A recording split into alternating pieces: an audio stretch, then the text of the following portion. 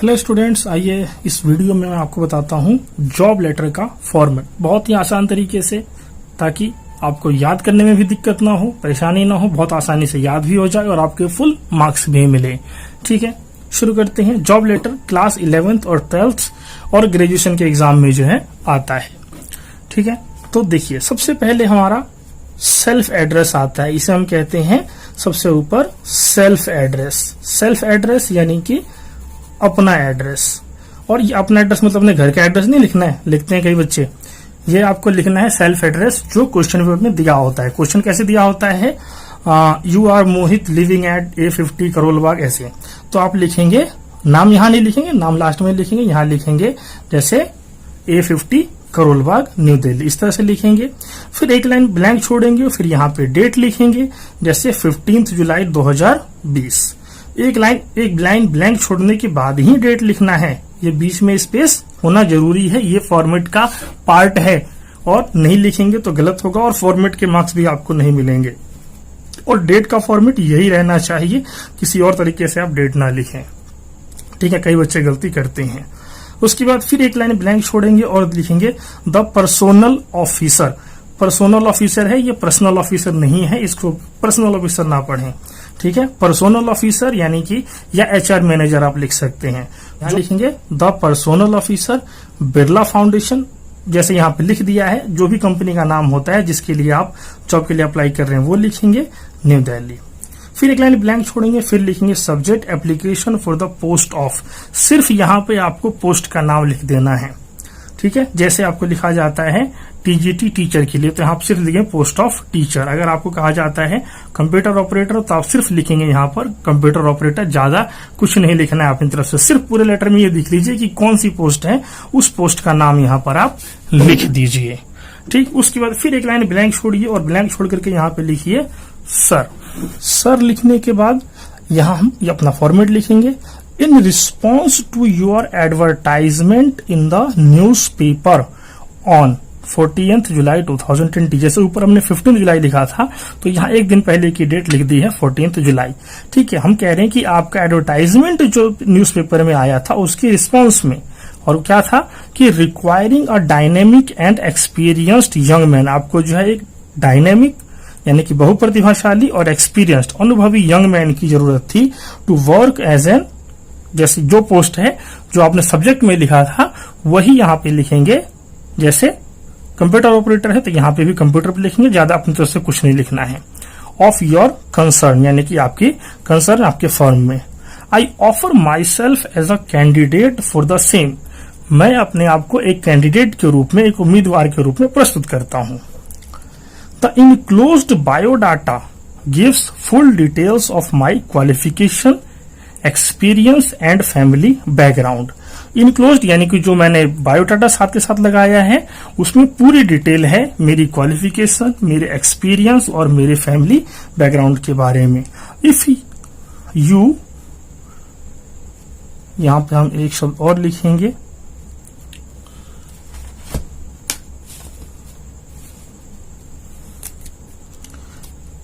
यहां एक चीज है,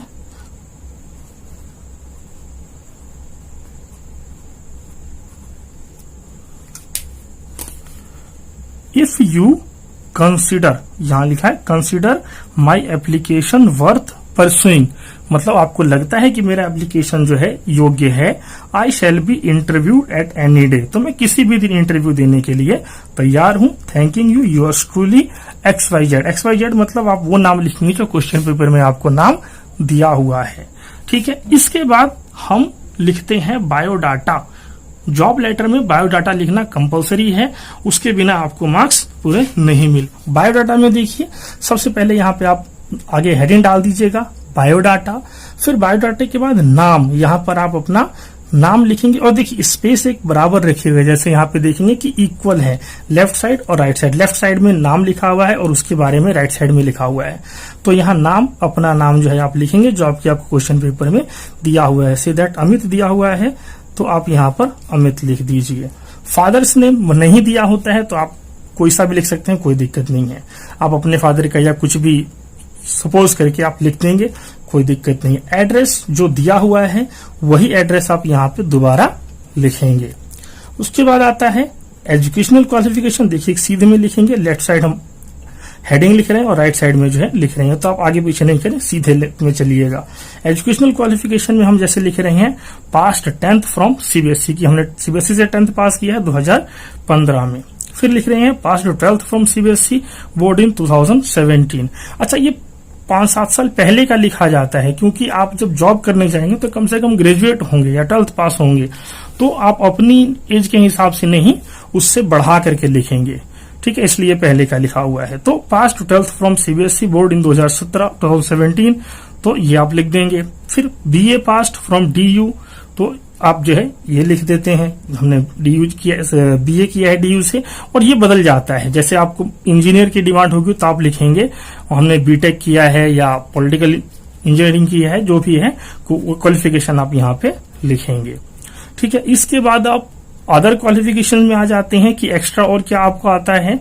उसमें हम लिखते हैं जैसे यहाँ पर बेसिक कंप्यूटर का नॉलेज है of MS office, DTP, HTML and C language, या इसमें आपको और भी जो कुछ जोड़ना हो वो जोड़ेंगे कि आपको इन सब चीजों का कंप्यूटर का एक्स्ट्रा नॉलेज है। अगर कंप्यूटर की फील्ड का जॉब है कंप्यूटर ऑपरेटर तो देना ही है।